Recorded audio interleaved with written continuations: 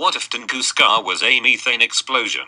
Here is a hypothesis based on abiotic methane leaking out of the ground. I did some of the figuring for this a while back. Unless the methane were rapidly leaking out of the ground for an amount of time prior to ignition, that could cause methane, oxygen ratios and explosive proportions. But still would need the info on how much methane oxygen at STP you would need for a 5 megaton explosion though. By volume the ratio is 2 moles O2 to 1 mole CH4. 1 megaton TNT equivalent equals 4.184 times 10 to the 15th joules. 5 to 15% methane in air by volume or mole is considered an explosive ratio.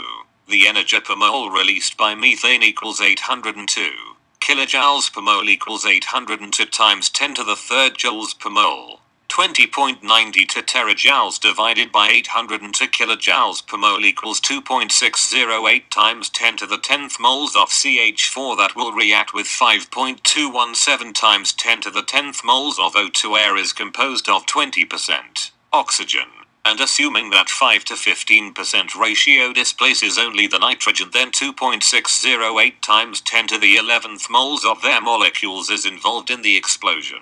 If that is uniformly spread out, then assuming 41.4 moles per cubic meter of dry air, you will end up with an explosion requiring approximately 6.301 times 10 to the 9th cubic meters of air fuel mixture at standard temperature and pressure. That's a cube of about 1.847 kilometers in all directions in order to give you 5 megatons TNT equivalent of energy from this reaction.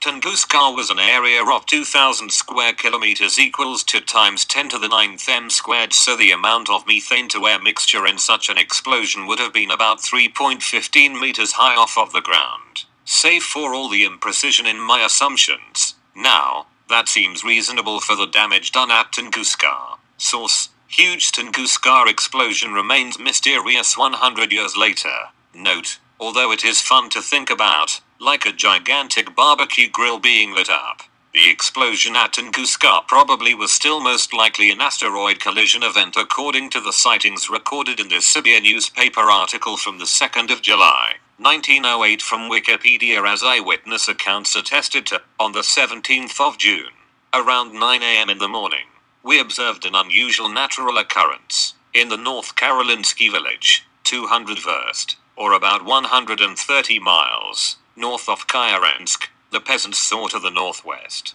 rather high above the horizon, some strangely bright, impossible to look at, bluish-white heavenly body, which for 10 minutes moved downwards. The body appeared as a pipe, that is a cylinder.